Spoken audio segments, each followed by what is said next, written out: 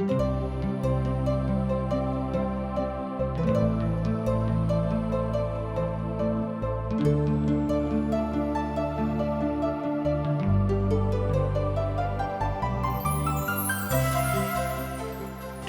India द्वारा प्रस्तुत आशक इजोत में अहाँ के स्वागत अछि। यह कार्यक्रम हमरा के एकटा अवसर प्रदान करैत छथि कि हम बाइबल सँ जुड़ल चीज के अध्ययन क सकी आ यह जानू कि हमरा जीवन के लेल परमेश्वर के इच्छा की अछि। ई उद्देश्य के संग हम यह कार्यक्रम अहाँ के लेल प्रस्तुत क रहल छी। कृपया क देखू आ सुनू ताकि परमेश्वर अहाँ के जीवन के मार्गदर्शक ठहरे। आशा के इजोत मैथिली कार्यक्रम में हम एक बेर और अहाँ के अभिनंदन प्रभु यीशु मसीह के मीठ आ पवित्र नाम से कह रहल छी। हमरा सब पुनः एक बेर और पवित्र परमेश्वर के पवित्र वचनक अध्ययन करबाक हेतु उपस्थित भेल छी। हमर पूर्ण आशा अछि कि अहाँ सब नीके सुखे होएब आ परमेश्वरक पवित्र वचनक सुनबाक लेल तैयार होएब। आजुक दिन हमरा सब पहिल थस्सलुनीके पोथी तकर 2 अध्याय 13 पद सँ लऽ कऽ 20 पद धरि देखब। अब एहिठाम सुसमाचार प्रचार करबाके दोसर विधा के हमरा लोकनि देखैत छी जे मनुख के प्रभु के नजदीकी में आनबाक प्रयास करैत अछि। देखियो के अध्याय के 13 पद का एहिठाम संत पौलुस एहि तरह कहैत छथि कि हमहूँ परमेश्वरक धन्यवाद निरंतर करैत रहैत छियनि जे जहन हमरा द्वारा परमेश्वरक सुसमाचार वचन अहाँक लग पहुँचल तऽ अहूँ तकरा मनुखक ने मुदा परमेश्वरक वचन बुझि कऽ और सत्य में ओहने स्वीकार कयलहुँ हैं। ओ अहाँ जे विश्वास करैत छी एखनो प्रभावशाली अछि। एहि बातक हमरा लोकनि एहिठाम पहिल थस्सलुनीके पोथी 2 अध्याय तकर 13 पद में देखैत छी। पौलुस सर्वदा एहि बातक कहैत छथि ई बात अहाँ में मात्र वचनक द्वारा आबैत अछि। सुसमाचार खाली वचनक द्वारा नहीं आयल अछि मुदा ई शक्तिक रूप में सेहो आयल छल आ पवित्र आत्मा में सेहो आयल छलाह। पहिल थस्सलुनीके पोथी 1 अध्याय तकर 5 पद एहि बातक कहैत अछि। तहनाउ हमरा सबन देखब पहिल थस्सलुनीके पोथी 1 अध्याय के 5 पद का उदाहरणार्थ। कियाक तऽ हमर सुसमाचार अहाँक लग में खाली वचनक में मुदा सामर्थ्य पवित्र आत्मा और बड़ निश्चयता के साथ पहुँचल अछि। अहाँ जानै छी जे हम अहाँक लेल अहाँ में कोना के बनि गेलहुँ हैं। एहि बातक हमरा लोकनि एहिठाम देखलहुँ पहिल थस्सलुनीके पोथी 1 अध्याय तकर 5 पद में अहाँ परमेश्वरक वचनक प्यार करे वाला बनू। अहाँ परमेश्वरक वचन सँ नेह करे वाला बनू। कियाक तो एहि बातक स्पष्टता के साथ प्रभु में गुणानुवाद करबाक हेतु एहि बातक कहित अछि। एहि नजदीकी में परमेश्वरक वचन जहन आबैत अछि तहन एहि बातक एहि रीति सँ हमरा लोकनि देख रहल छी जे ओतऽ परमेश्वरक वचन अछि बा ओ वचन कोनो काज कऽ रहल अछि। प्रभुक वचन कोनो खेलौड़ बात नहीं अछि, कोनो खेल के बात नहीं अछि, कोनो ठट्ठा के बात नहीं अछि, कोनो साधारण बात नहीं अछि, कोनो अनेरे के बात नहीं अछि, कोनो अधलाह गप नहीं अछि। प्रभुक वचन अछि एहिमे सत्यता अछि, एहिमे धार्मिकता अछि, एहिमे पवित्रता अछि, एहिमे सामर्थ्य अछि।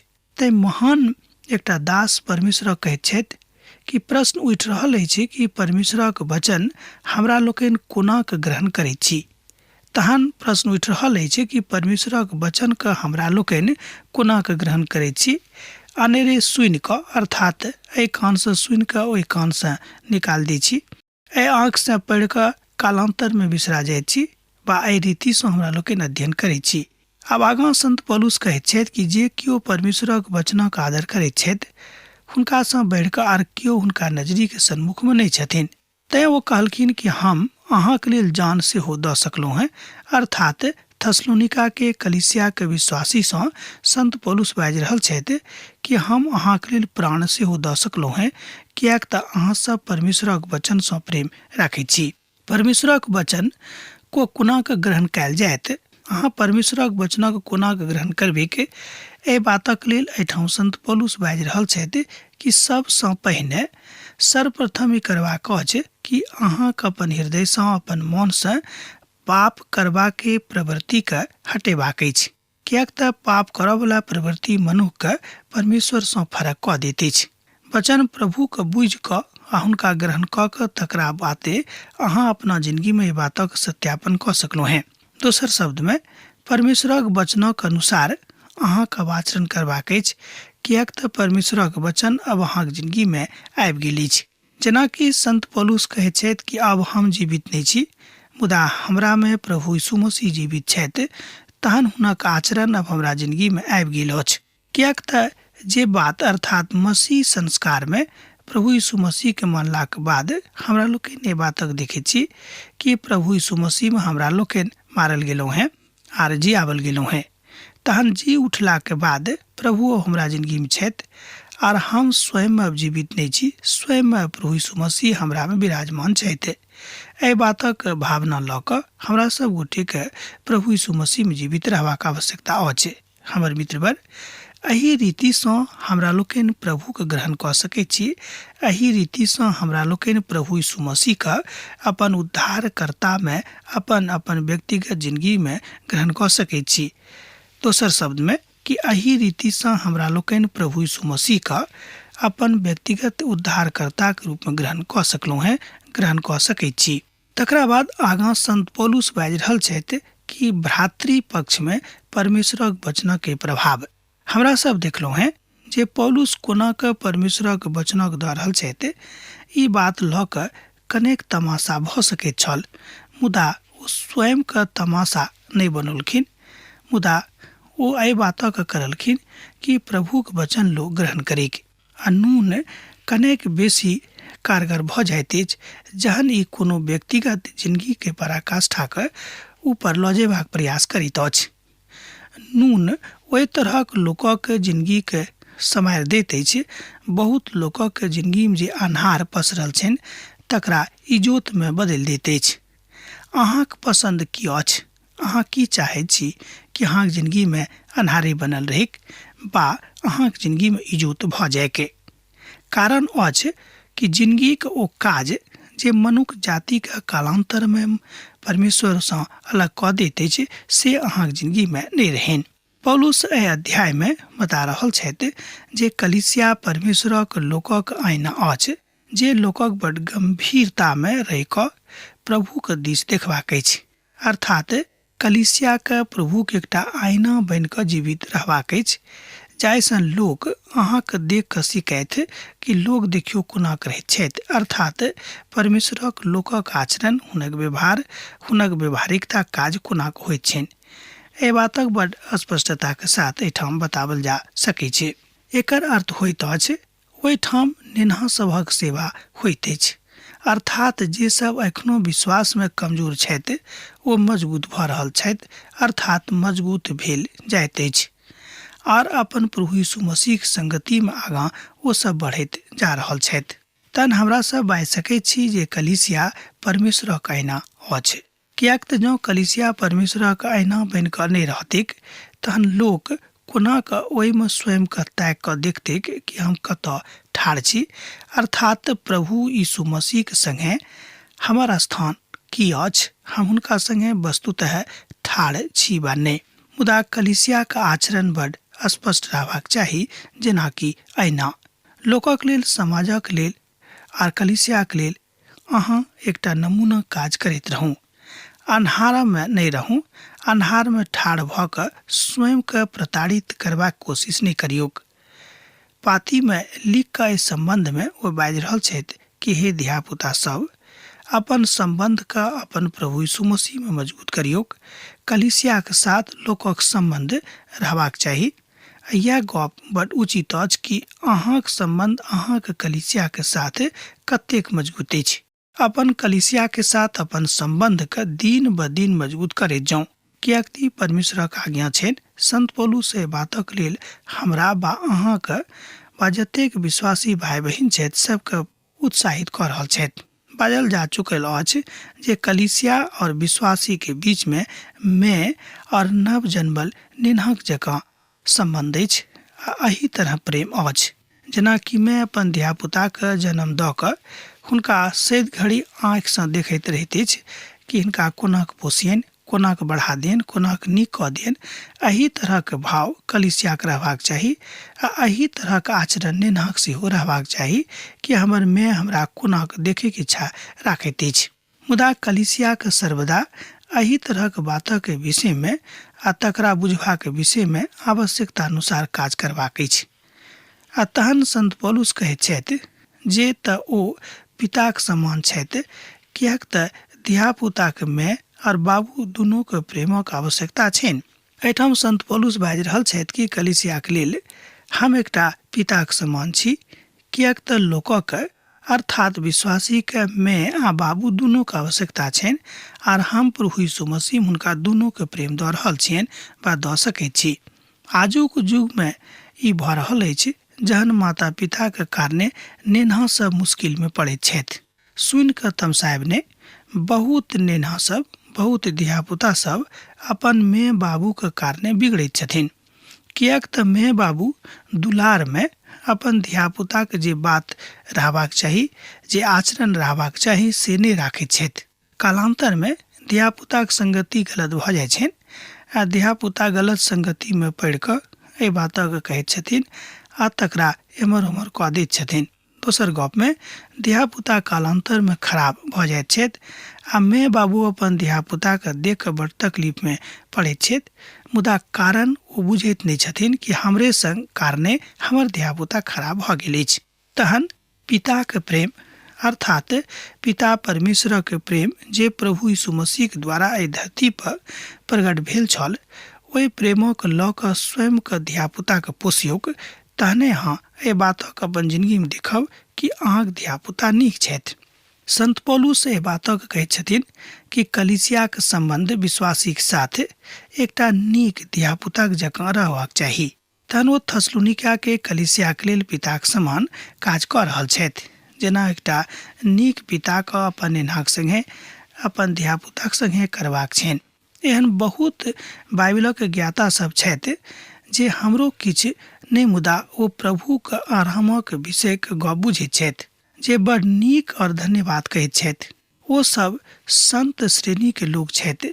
नीकसँ मतलब एहिठाम भेल कि जे सब अपन कलीसियाक संगे अपन सम्बन्ध स्नेहपूर्ण राखैत छथि तऽ हुनक नेहक कारणे कलीसियाके हुनकासँ नेह करऽ पड़ैत छनि और हुनक आरामक ध्यान राखऽ पड़ैत छनि। एहि तरह अहाँ बाजि सकलहुँ हैं कि व्यक्तिगत रूपे अहूँ अपन कलीसियासँ लाभान्वित भऽ सकलहुँ हैं। एहिठाम कलीसियासँ सम्बन्ध भेलैक प्रभु यीशु मसीहके देहीसँ। कलीसिया प्रभु यीशु मसीहके देही अछि एहि संसारमे, एहि धरती पर। तहन हमरा सब जँ मसीहके अंग थिकहुँ हैं, जँ प्रभु यीशु मसीहके देहीके एकटा अंग भऽ गेलहुँ हैं, तऽ हमरा सब एहि बातक ध्यान रखबाक अछि।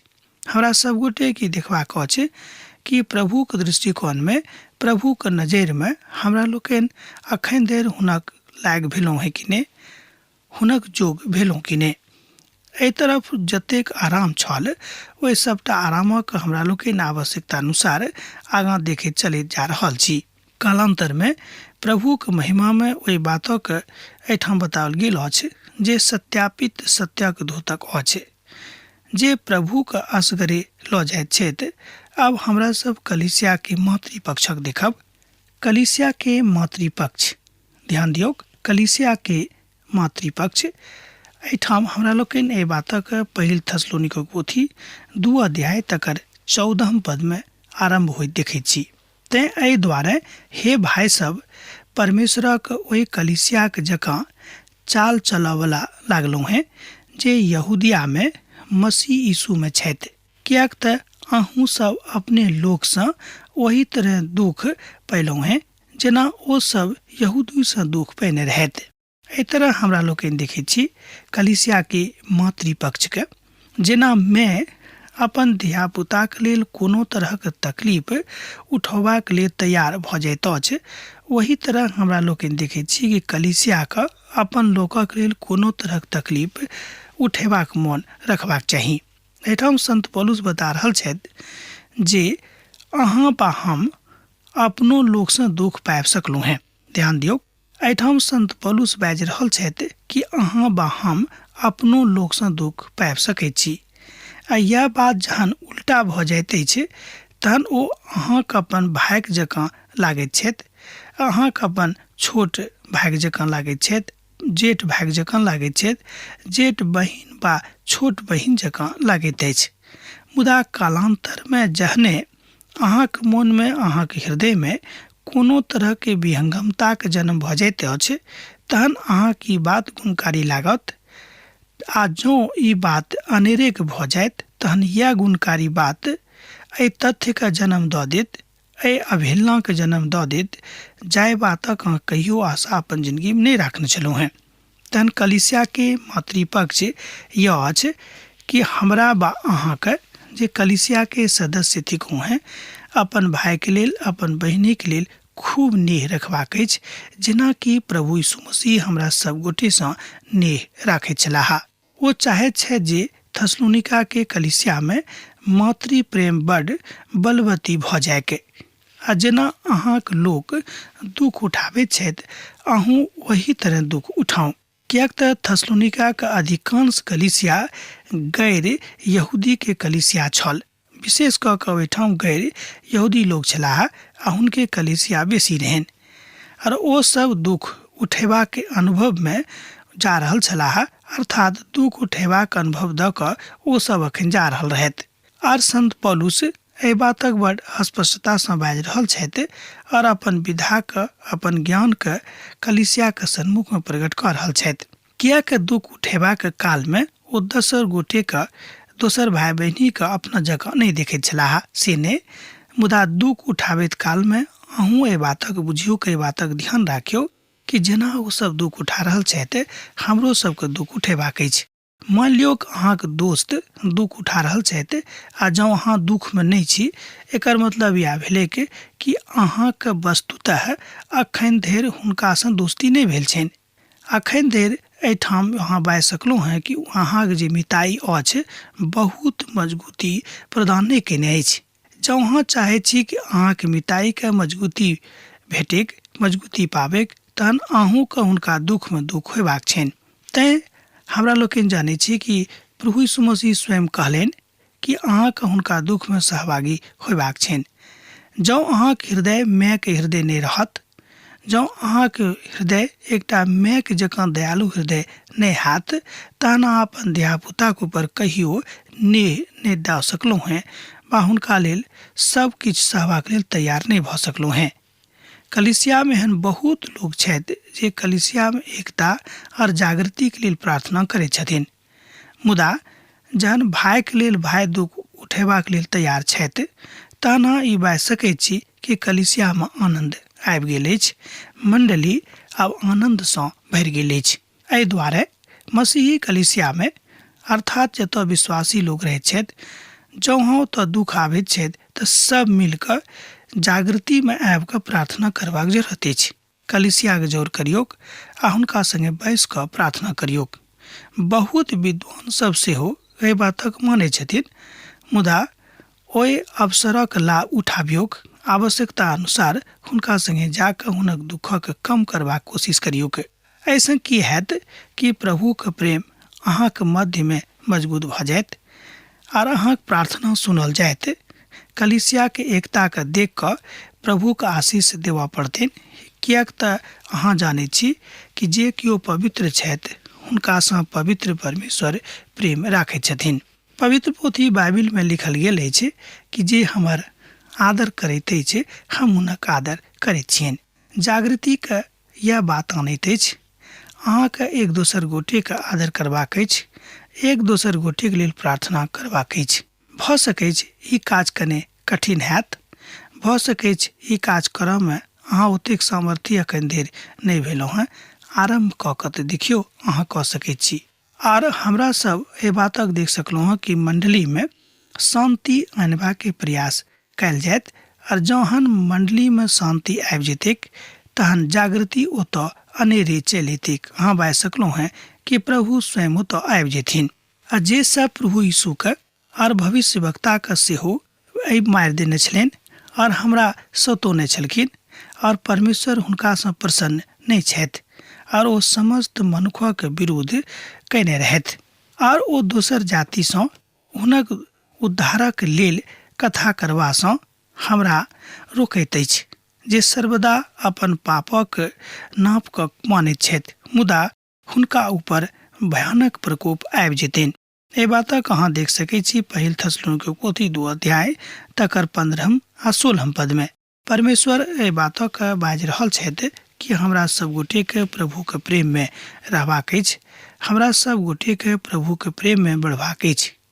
ई दुनू पवित्र पोथी के बड़ महत्वपूर्ण तथ्य अछि जकरा एहि रीतिसँ बुझल जा सकैत अछि। आ ई एकटा महान सिद्धांतक सेहो जन्म दैत अछि। प्रभु पापक कहियो संगति नहि करताह, अर्थात पापसँ हुनका कहियो नेह नहि होइतनि, कियाक नहि पाप हुनक अपने लोक करे। अर्थात पापक जहन घैला भरि जाइत तहन प्रभु तकरा तोड़ि कऽ तितर बितर कऽ देत, विनष्ट कऽ देत, भस्म कऽ देताह। तहन पाप नहि करू आ पाप अहाँसँ नहि हुइक तकरा लेल रोज प्रार्थना करू, कियाक तऽ शैतान लागल छथि अहाँसँ पाप करेबाक लेल।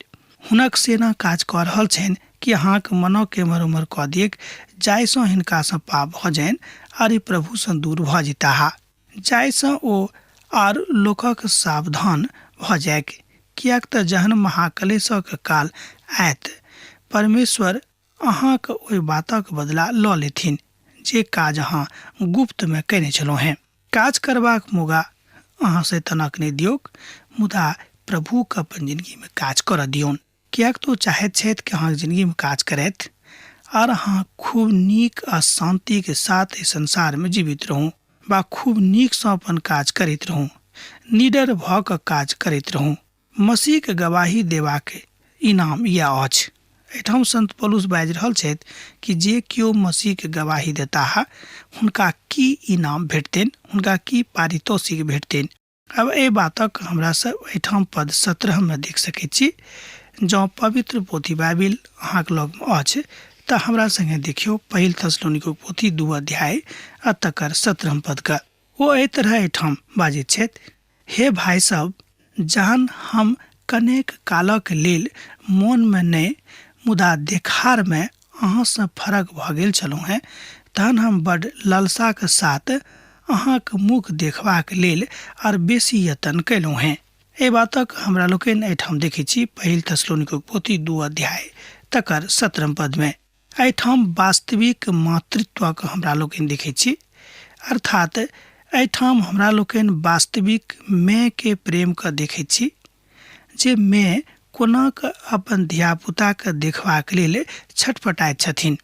एहिठाम संत पौलुस कहैत छथि कि अहाँसँ हम कने दूर भऽ गेल छलहुँ हेँ तऽ हमर मन, हमर आँखि अहाँके देखबाक लेल छटपटा गेल छल, आर हम एहि बातक ललसा रखनाइ आरम्भ कऽ देने छलहुँ हेँ कि कतेक जल्दी हम जाकऽ अहाँ सब गोटेके देखिएके।